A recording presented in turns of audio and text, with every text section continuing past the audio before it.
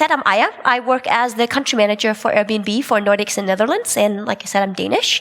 Been with Airbnb for almost 4 years. This is my Airbnb profile. 4 years at Airbnb is a long time. I started out with, putting together IKEA furniture and painting walls. And for the last 3 years, I've done what I do now, which is manage the operations we have in Nordics and Netherlands. And this is my profile, but I also stayed in Airbnb listing today, but I couldn't really show you a picture, but it's just around the corner. What I want to talk about today is just very quickly, how does Airbnb work? A little bit about our growth, what happened since we started, because we're not actually that old. And a little bit about our history, because again, that guides a lot of the decisions and things that we do today, both in terms of how we work with our community, our strategy, but also some of the marketing initiatives that we do. Then I want to talk a little bit about the sharing economy. I know it's not the topic of the day today, but I think it's really something that will, like we just talked about, it will transform industries, the sharing economy, and the notion of using resources in a better way. So I just want to talk a little bit about it and then get back to the part that I call the secret sauce, which is just a few things and examples that I think we've done a little bit differently that has led to some of the growth that we've had for the last 5-6 years. And I will also talk about some marketing. Don't worry, I'm not a marketing person, but I will definitely talk about some of the things that we've done. So what is Airbnb? There are a lot of different ways of describing it. I think people do describe it very differently, but how I like to think of it is it's a completely new way to think about travel and the way we use our largest asset, which often is our home. When you think of traveling, it's really a way to experience the city more like a local, to live in a home instead of living in a place that's built for you, and to meet people that way. So you get like a local kind of connection to that. The other way is to use your home. So a lot of us travel, especially in our part of the world, we travel a lot and our space is empty. It could also be that we have an extra room because someone moved away from home, for example. An example of this, people have a lot of different reasons for doing it. I was in Paris 2 weeks ago. I was at a conference. I'll talk about that a little bit later. And I was staying with a French host. It was a dad and his son, who's 9, so like this tall. And he started renting out a couple of years ago because he got a divorce and he needed money for his new place. So that's how some people start. They're like, oh, I need some money. But I asked him now, so now, he was renovating his place and I was talking to him about hosting and he said the reason he hosted now was actually because his son very much enjoyed meeting these people from all over the world and getting that part of kind of the connection with people visiting Paris. And I think that's a very good example because there's both. You get a little bit of extra money, but also you get to host and meet people from around the world. So what you can rent on Airbnb is apartments. We have those all over the world, but we also have pretty unique things like castles. We have more than 1,400 castles and more than 600 tree houses where you can also get kind of a once-in-a-lifetime opportunity to stay in them. But we also have things like this. I put this on because I really want to go there. I recently had a baby, and I think this would be like a pretty cool place to go. It's in Mexico for 2 weeks. So really a little bit of everything. But what's unique about it, like I talk about, is that it is connecting people. So you don't just stay in a home. You actually connect with the person who has that home. And another thing now that we're on it, travel is inherently mobile. It's becoming more and more mobile. So we do a lot of work to try to make sure that you can indeed book travel and kind of use Airbnb no matter what platform that you're using on. So that was very quickly on what Airbnb does. I just want to show you a little video. Just kind of thought on the video. So I usually have a few videos in my presentation, but today, because it was a little bit marketing content, I have a lot of videos to show you. It's not because I don't like talking. I really do. But I think they show a lot of things that we do because they're very visual. Fun facts on this video. So this video shows what Airbnb is about, but it also is taken in one tape. So there was 85 attempts to get this right. There is no computer imagery. Everything is like 3D printed or made out of paper, and it used 12 liters of glue to make this Airbnb video. Look out at the world. Isn't it wonderful? And see all the places we call home. Hand-built hideaways, castles in the clouds, and bungalows with a beach out back. On Airbnb.com, you can book and stay in any one you like, all for a price that suits you. It's simple. Just enter where you want to go, the dates you want to be there, and choose from thousands of places. Then decide between a room or having the whole Airbnb home to yourself. Before you travel, you can chat with your host, so you're not meeting a stranger. And you can leave reviews for each other after your stay. Make yourself at home wherever you go. Belong anywhere with Airbnb. So I really wish I could have been there. It was taped in New Zealand in a warehouse with 9 people moving little puppets that actually made like real guests. But that's a little bit about Airbnb. If any of you have questions on how it works, I'm happy to answer it, but I think there are more interesting things that we can talk about here. One of the things is the founding story. So Airbnb is a relatively new company. We're from 2007, 2008. So a lot of the things that have happened to us in our DNA and our history really is very recent. And being here 4 years, that's already been kind of quite a travel. So Airbnb started by solving a problem. And in the beginning, a lot of people were like, well, you know, most companies do. But actually, a lot of companies, and I've met a lot of startups in my last 4 years at Airbnb, they start by thinking they want to do something. So they're like, I want to make a startup. I want to do something. But really, it doesn't actually solve always a problem. But Airbnb did. And here's the problem. This is the original listing on Airbnb. We have 3 founders from the United States, and they lived here. They were just graduated from design school, and they didn't have any money, like a lot of students don't when they finish. And the rent was increased. So here's the problem. It's actually a very simple problem. We cannot afford our housing. Luckily, they were a bit creative, so they also knew that a huge design conference was coming to town and everything was sold out. So no places to stay, no hotels, no accommodation for the people visiting. And they thought, hey, we can fix this, you know, it wasn't a matter of a grand idea. It was like, let's fix this. We'll make a website. We'll call it Airbed and Breakfast because we bought 3 Airbeds and put them in that living room and had 3 guests. That's what they did. They solved their own problem, and here's the first website they built for that. You can see it was completely made for this conference, and the idea was that you kind of come in and you can stay at their place. And what kind of happened there is they figured out after the stay that it was a win-win-win situation, and that's what made them pursue moving Airbnb forward. And what I mean by that is when you have some guests who are looking for a place to stay, and they actually find a place to stay at a reasonable price in San Francisco.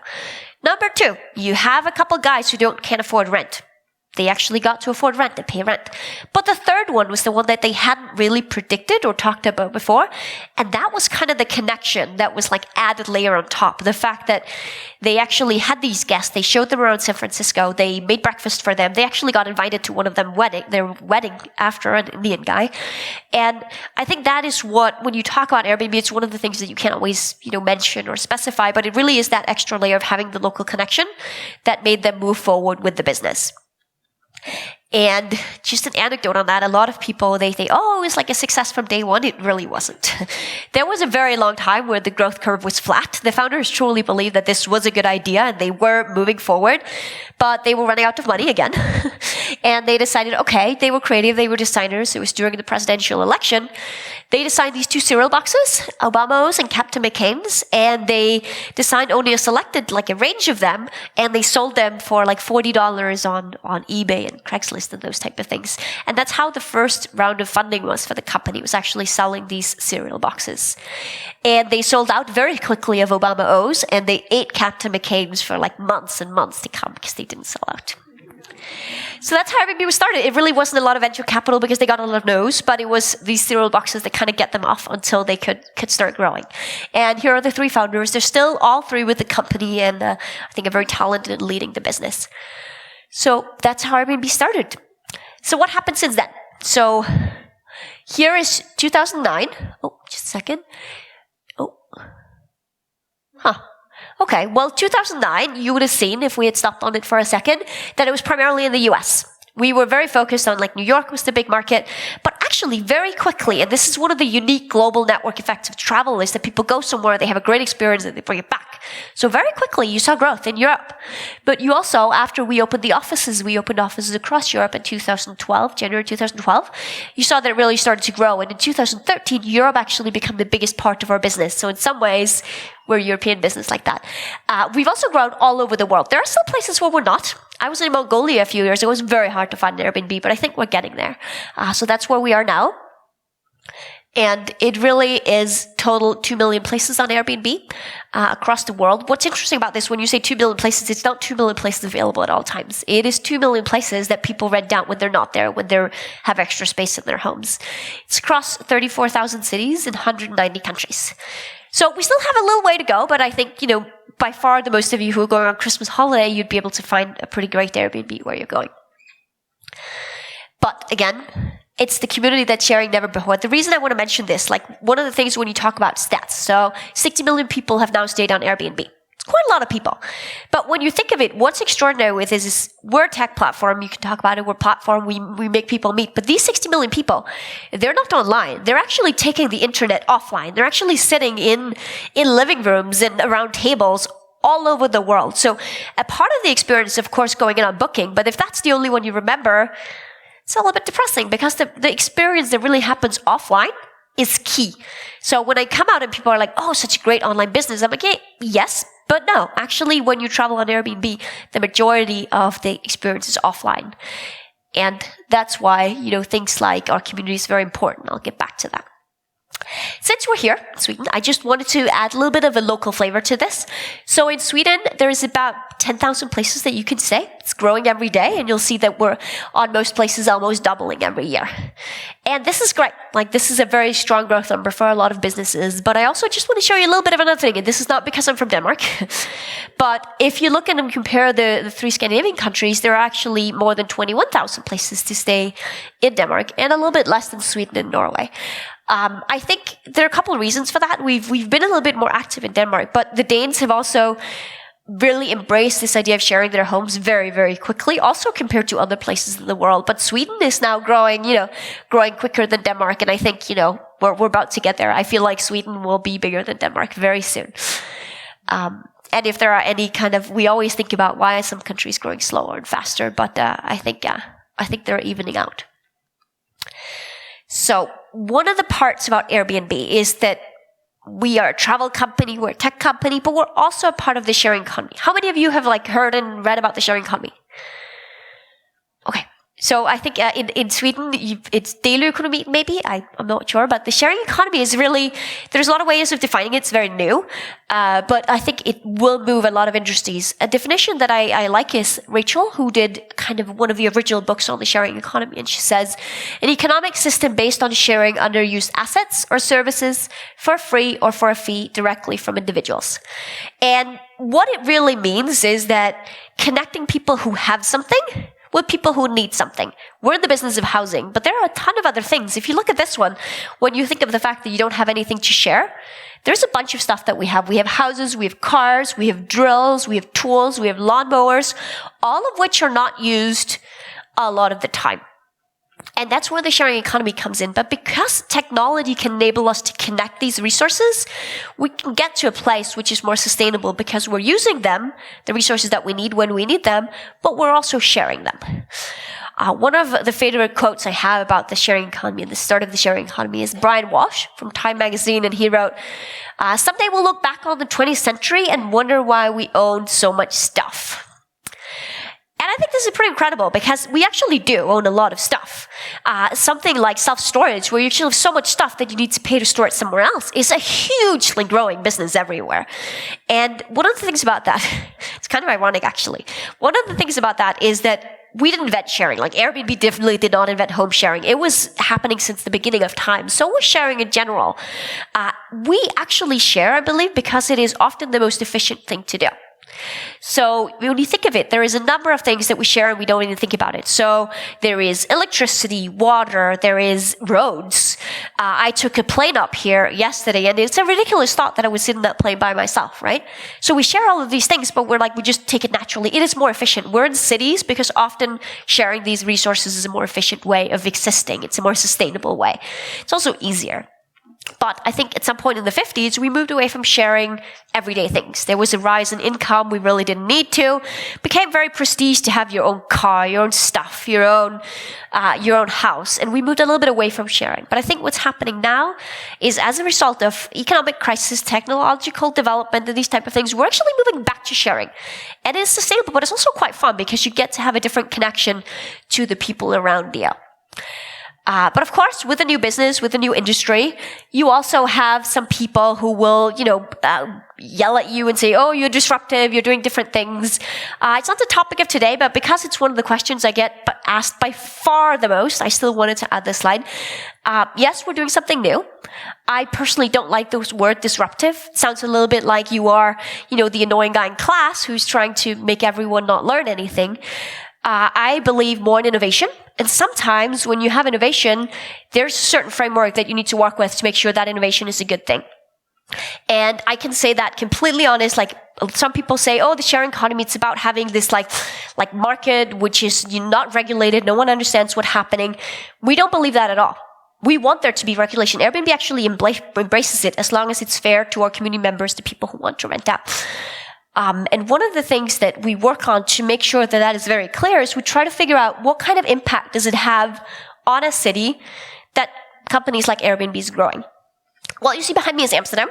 It's a beautiful city. I've spent a lot of time in Amsterdam the last couple of years. And the pink dots are Airbnbs and the blue dots are hotels. And what we'll see in most of our cities is that the Airbnb properties, well, all of our cities, are located out of the primary, 1 or 2 zip codes where the traditional accommodation sector for tourists are. And why this is interesting is because when you go there, so when I was staying around the corner yesterday, I was trying to, my host would recommend me, where should you go for breakfast? It was a little bit early, to be honest, to go down to the water to have breakfast. But the idea was very nice. And this idea that you're spreading tourism is actually quite impactful for cities because you can make sure that the business and the money that you spend is also in different areas.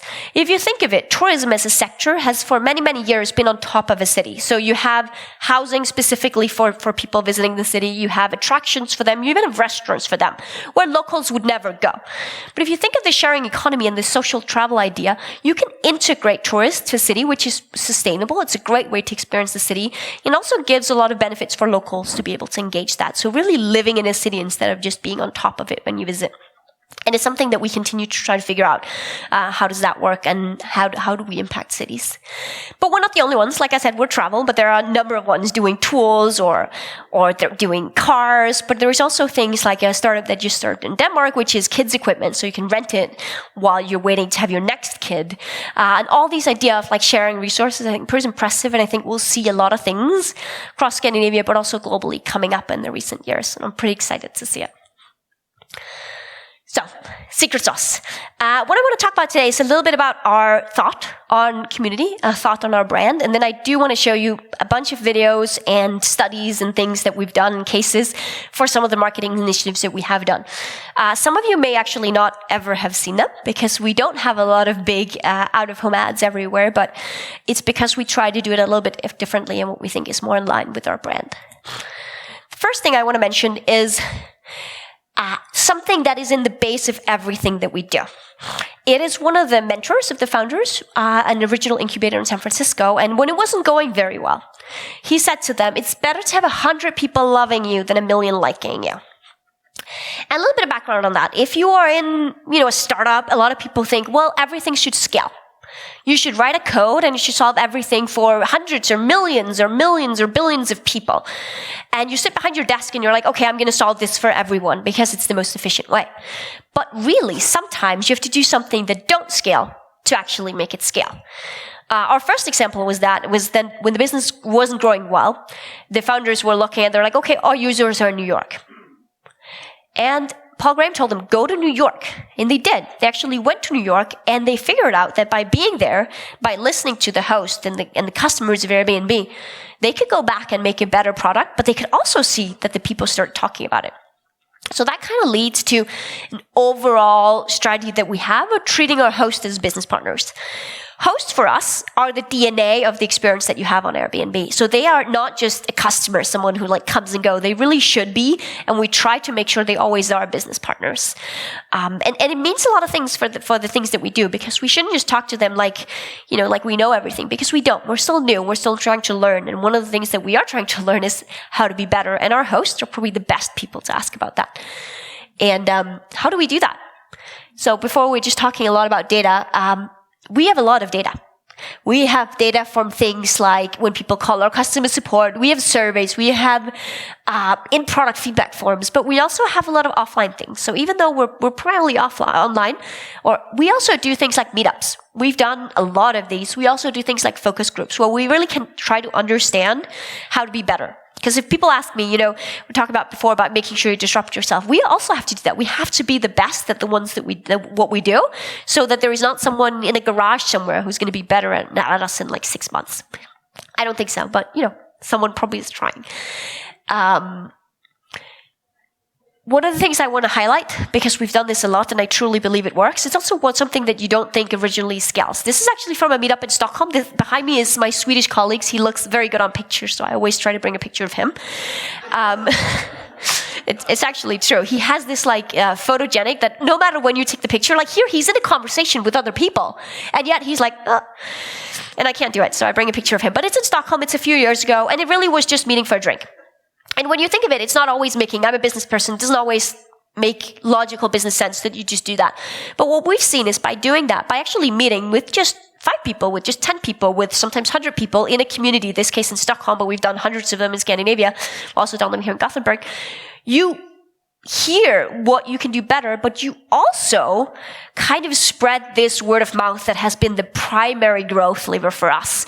When we see the growth that's happened on Airbnb, it's not because of all of the marketing, because we really haven't done that much. It really is word of mouth by trying to create that great experience, and local meetups is an example of that.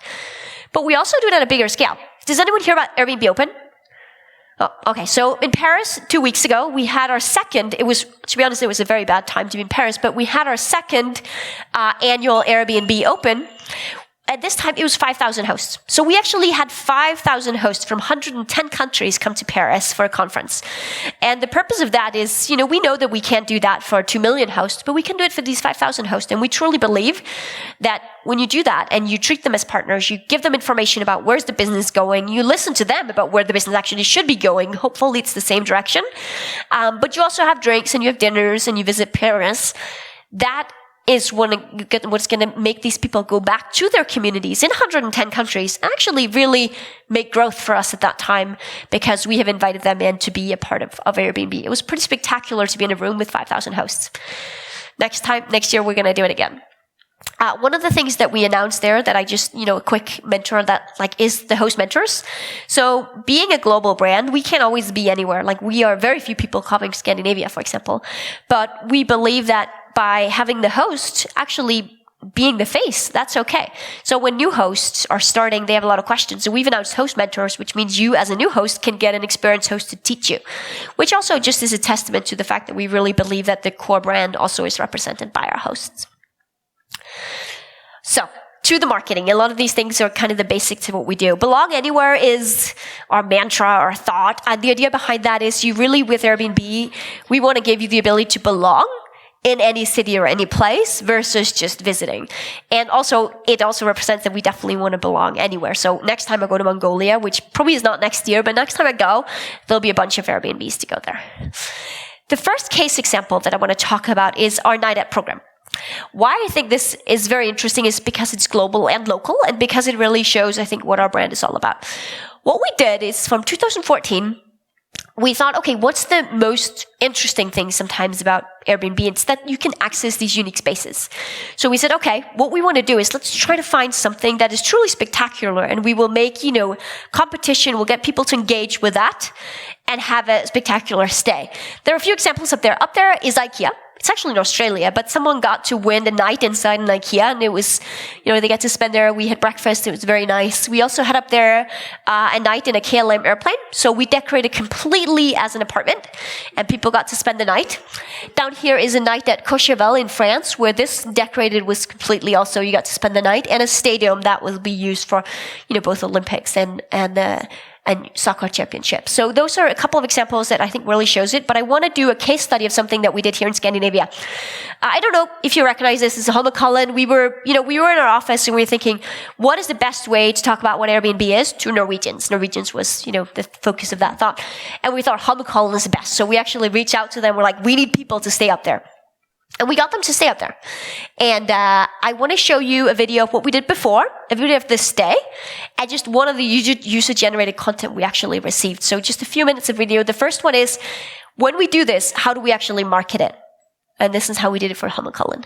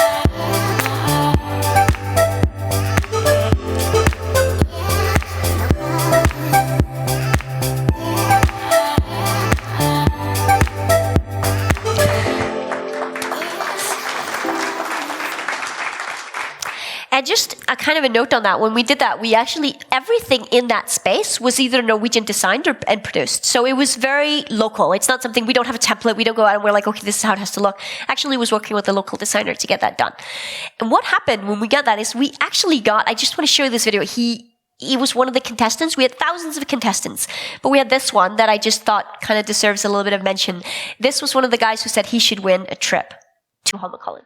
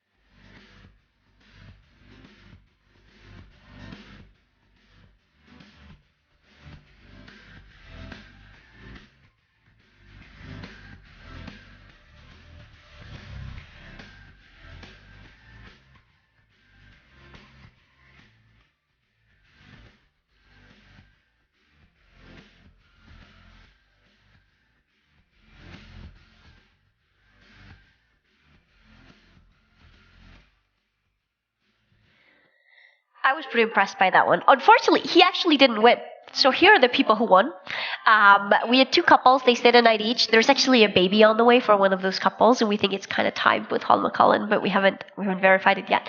But I think what's important about this is that we actually try to do something that is very local and still in line with our brand. And this one, the Holmenkollen campaign, had thousands of entries, but it also had more than 300 key media outlet mentions globally, which, considering the cost of the campaign, is like a very good return on investment. And I think it both is good for our existing community and for bringing new people to understand what Airbnb is all about. I think that one. So I also just wanted to, since I'm here, mention an example. We've actually also done this in Sweden. We did this before summer.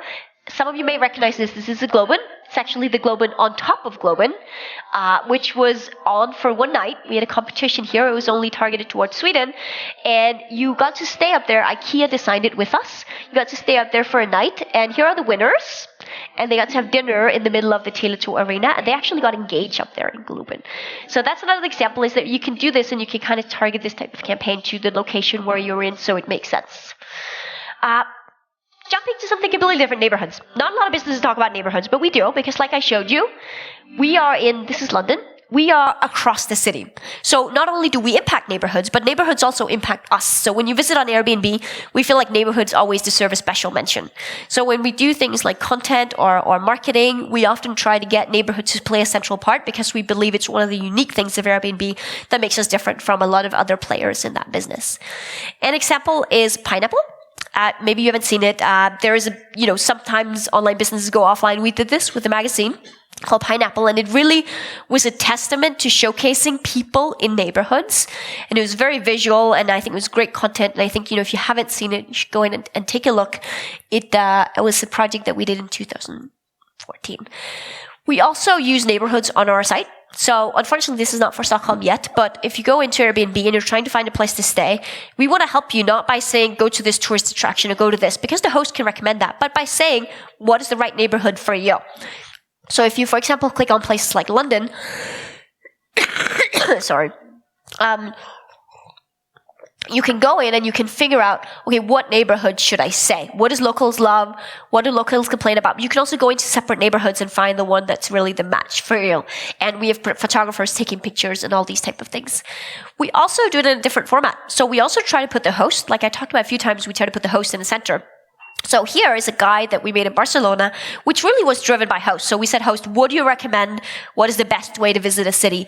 So for example, this entire place, entire page is Carl's, who's recommending his neighborhood, which is outside of city center. So that's another key thing. Neighborhoods that are outside city center, I think, have a lot of interesting things to show and to experience, but you don't always get to see them. So we try in things that we do to actually showcase that there's something pretty extraordinary to see that is not necessarily by the central station. Because often by the central station is actually very depressing. So that's just a quick note on neighborhoods. We'll continue to do more things around neighborhoods and also our hosts living in those type of neighborhoods, because we also believe that's one of the ways where we can impact tourism and distribute it across the city. To something completely different, again, rebranding. For those of you who raised your hand who's known us for more than a year or so, you'll know that we used to have a different logo. It was like very blue and very cloudy.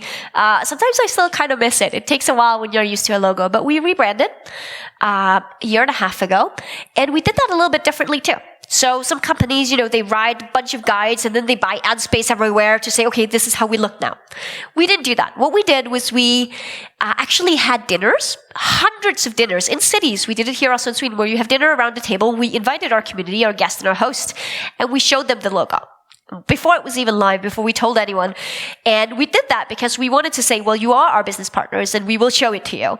But to be honest, I was a little bit stressed about it because, you're really trying to see, okay, will this leak? Will this come out?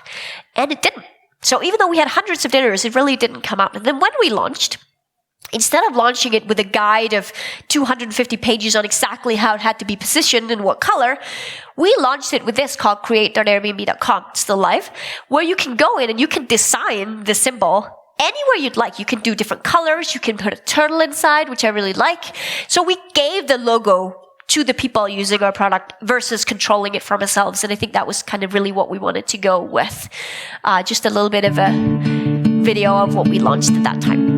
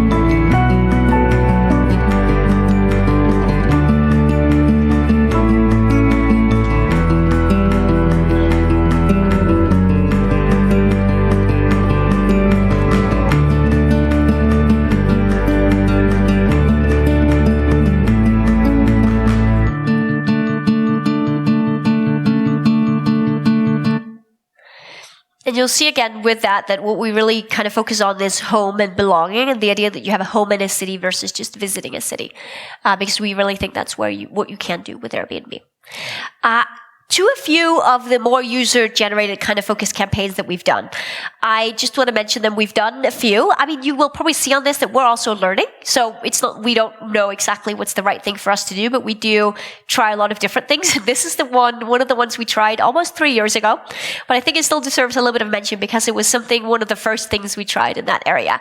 At that time, I don't know if you guys know Vine. It was like growing. It was like 6 seconds films that you could only do kind of in one recording and no filters. And the idea was that you could kind of make also, there was very artistic at that time. I wasn't on it. I think I was already not trendy enough. But we were like, okay, this is something that will work. We want to try to generate an Airbnb movie from user-generated content using Vines. So we had some very simple instructions over 4 days on Twitter. Things like there should be something with a paper plane flying out a window, for example. And we got submissions from all over the world. And even though this video is a little bit long, I still think it's worth a show because it was really one of the first time that we tried to use our community directly to make a campaign for Airbnb and show it all over. And why it's this funny format is because that was the format of Vine. You could not change this. It's always like this.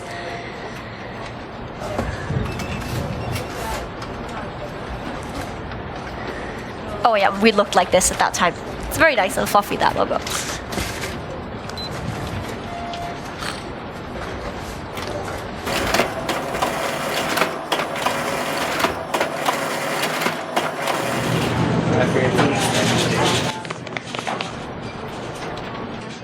so all of these little, every 6 seconds, it can be a new community kind of contribution to the video.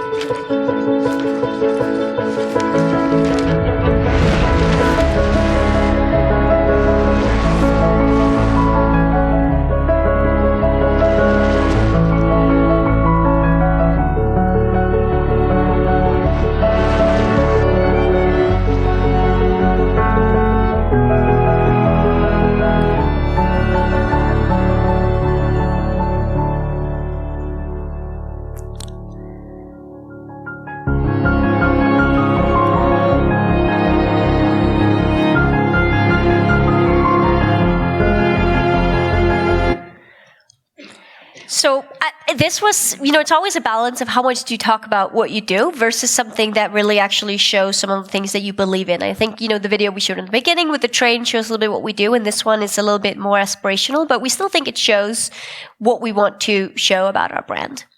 The last thing I want to just mention is a more recent campaign. It's called Wall and Chain. And why I want to mention this one specifically is because it was based on a story from a guest. So we got this story a couple of years ago. I think it's a very, very interesting, very rare story.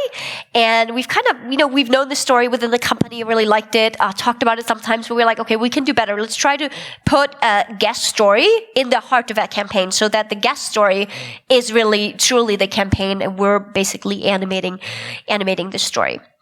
And it's followed up by a lot of kind of material about how does this story come to play. And again, based on a true story from a guest in Berlin. Berlin, 1987.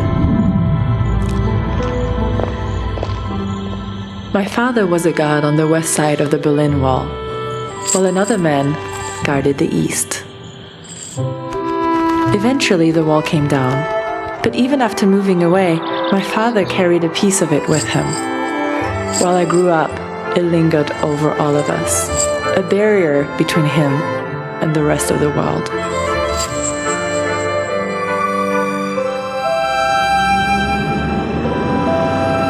decided I would help by taking him back to Berlin to show him the beautiful place it had become.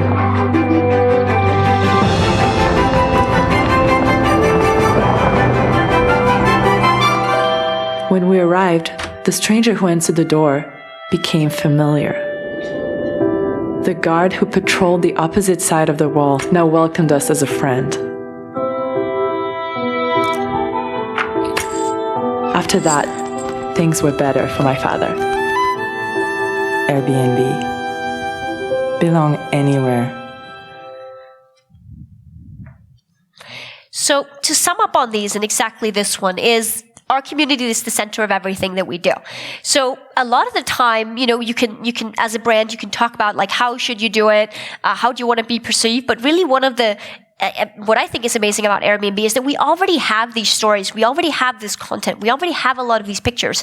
It's a matter of kind of working with it and of course talking to the people to get that out there, because it really is the soul of our brand and our marketing. And that is the bigger kind of both the luxury, but also the challenge that that's what we want to do. And we want to make sure that we put the community in the center of the things that we do. Thank you.